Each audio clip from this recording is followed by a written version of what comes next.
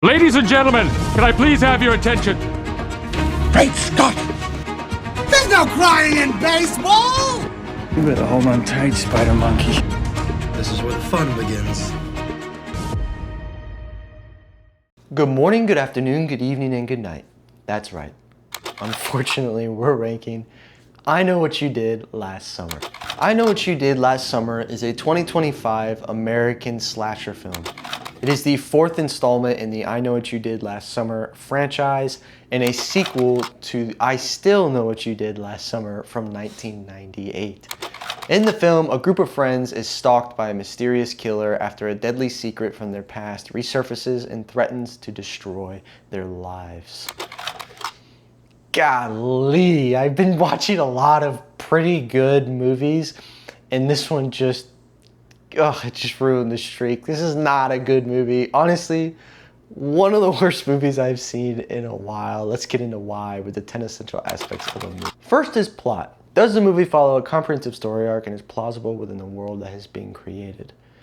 Whenever I'm talking about a franchise or a sequel, I like to ask the question, did this movie make sense to be made? Does it have enough to add to the story, whether it's on previous characters or the world itself with new characters? Is there enough to bring to the table to warrant making this movie? Or were you just trying to capitalize on the success of previous movies and make some money? Well, it definitely doesn't warrant itself because it pretty much doesn't bring anything new to the table. And I don't know necessarily, I guess it's trying to capitalize on success, but I don't really know how successful this series was in the first place. I mean, it is from the 90s and I feel like no one ever really talks about it now, even people who saw the movie. I don't think it's necessarily that memorable of a franchise, but I guess it was trying to capitalize off that. This is one of the worst movies I have seen as far as writing. It is just terrible. It is all over the place.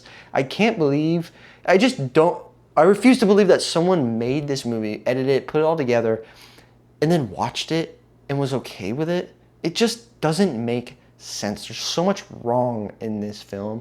I'm not going to go over anything. I'll go over everything. I'll go over some things because I doubt many people will even watch this video because this movie it's just not that good and not that memorable.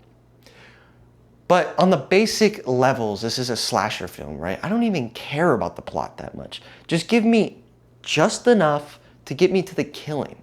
That's pretty much what a slasher film's all about, is just having this guy, whatever creature or guy, murder a group of people in an unfortunate situation.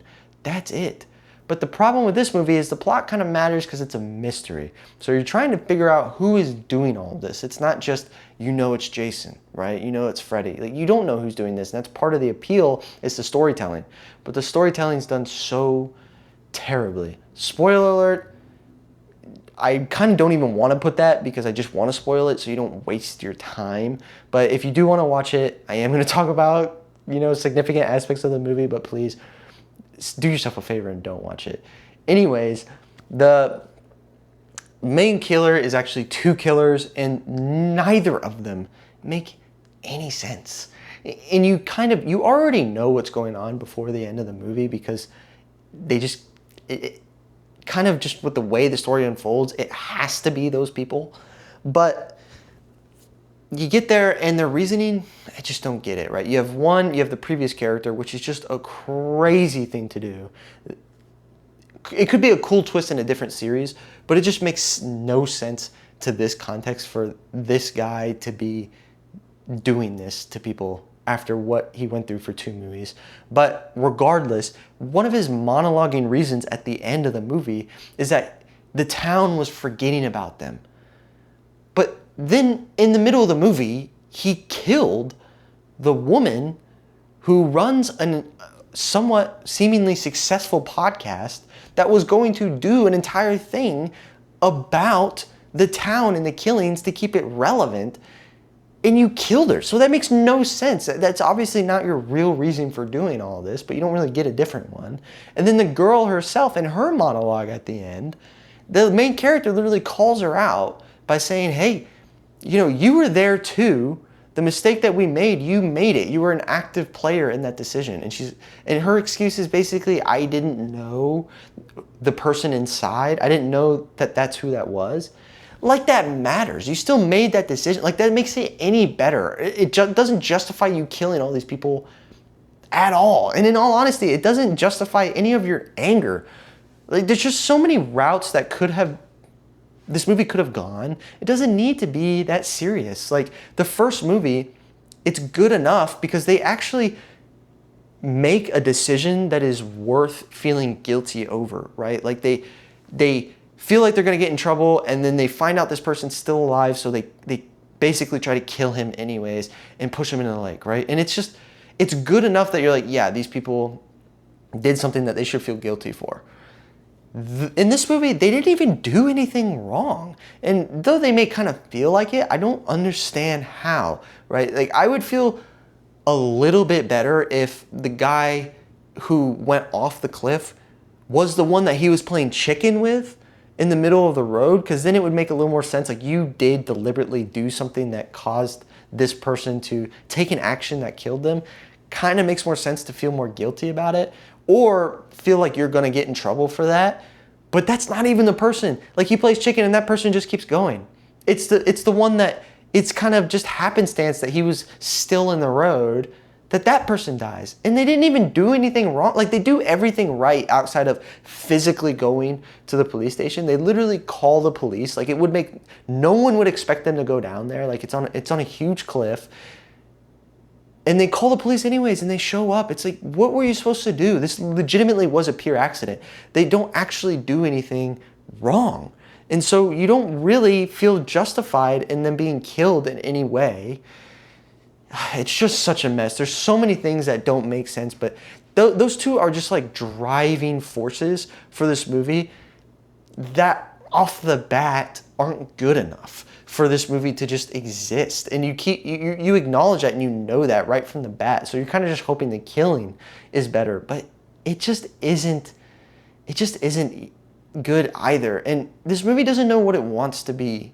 It doesn't know whether it's trying to be a mystery that's taken seriously or whether it's a comedy. I mean, there's points where they make jokes that's like, it's kind of funny, but kind of weird for the situation. I can roll with that, well, this is a comedic horror, but then at another point, they're trying to be really serious, and it's like, well, what? If you're trying to be serious and that last scene doesn't really make a whole lot of sense, whatever. I'm just gonna stop here before it gets too long. It's just, there's a lot of things wrong with this plot that don't make any sense. Second is attraction. Does the movie have an interesting premise with a high entertainment value? It absolutely doesn't. Like normally I try to find at least a section of people that would probably enjoy this movie.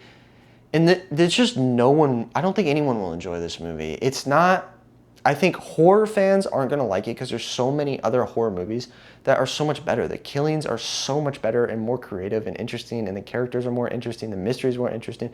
I don't think people who enjoy these slasher movies are going to enjoy this movie. And then it's not even bad enough that it's fun. It's that you can laugh at and just kind of enjoy it. It's just straight bad. It's not even a funny bad. I honestly don't think anyone would enjoy this movie. Third is theme. What message or truth is the movie trying to convey? Maybe something about harboring guilt? I don't know. It's just not good enough to really take anything away.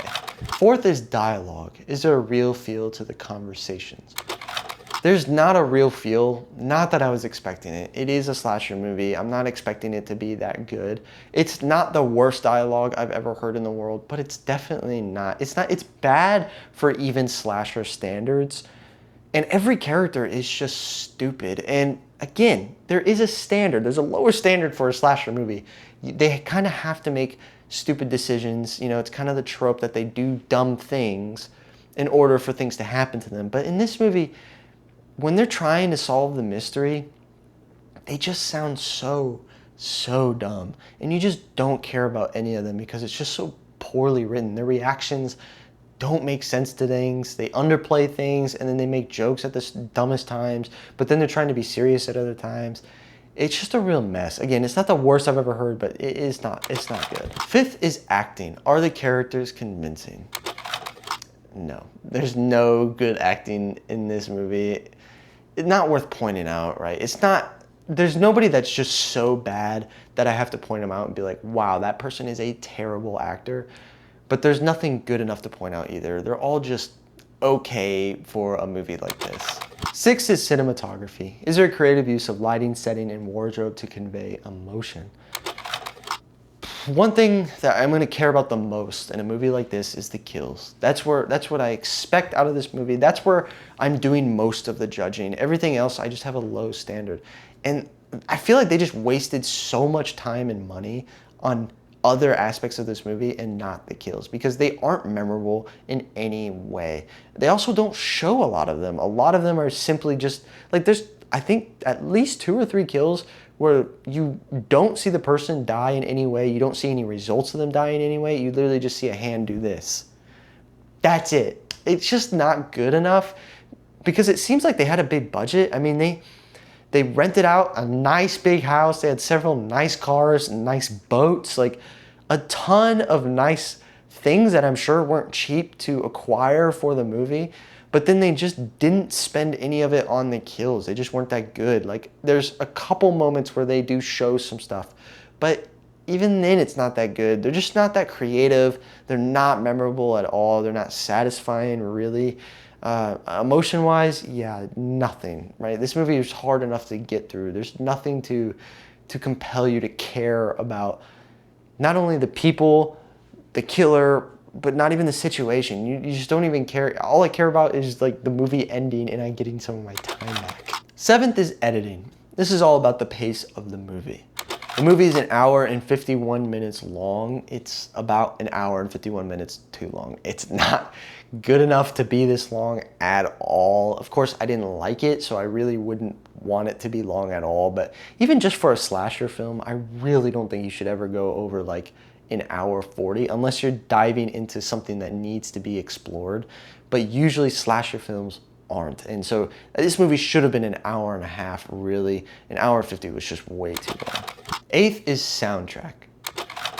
There's nothing memorable about this soundtrack. It's exactly what you would expect out of a slasher film. 9th is directing. Now I feel the director is in charge of the previous 8 aspects. They're the ones that have to put it all together, give it their stamp of approval, and make a really good movie.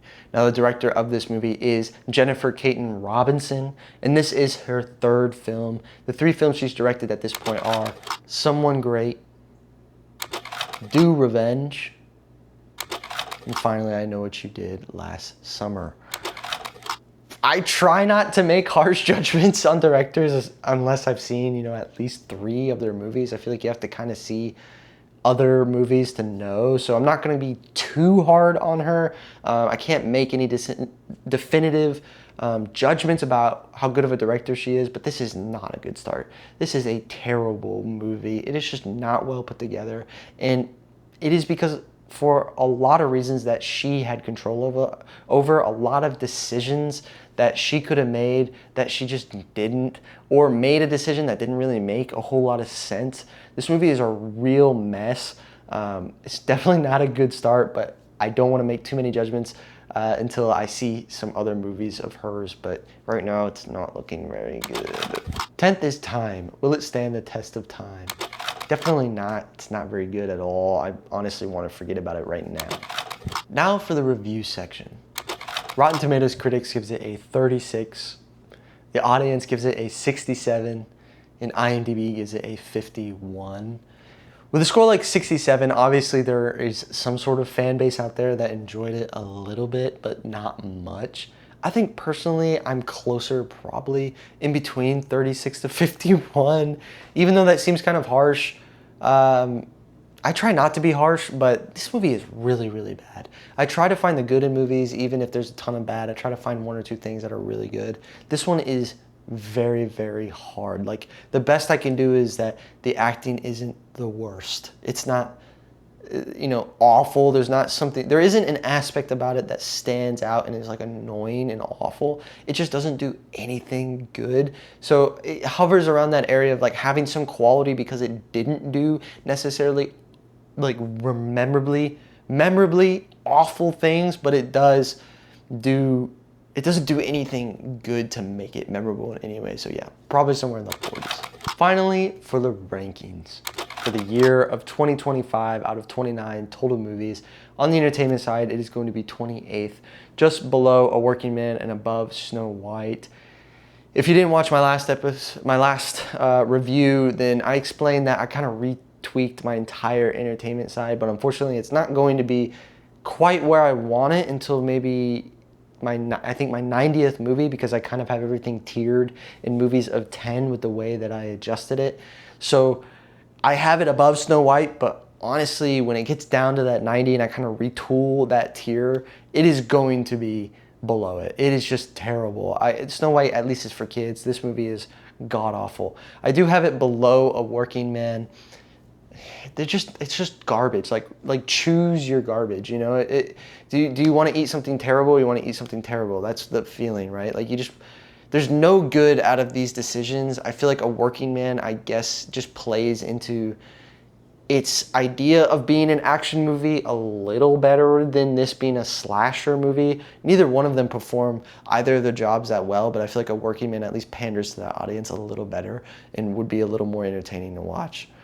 But oh, man, that movie is awful. Cinematically, out of 29 total movies, it is going to be last, 29th, just below Flight Risk. Flight Risk, not a good movie at all either, but there is something I can take out of it. Like, I did like Mark Wahlberg's character, and I thought he brought a good energy to it.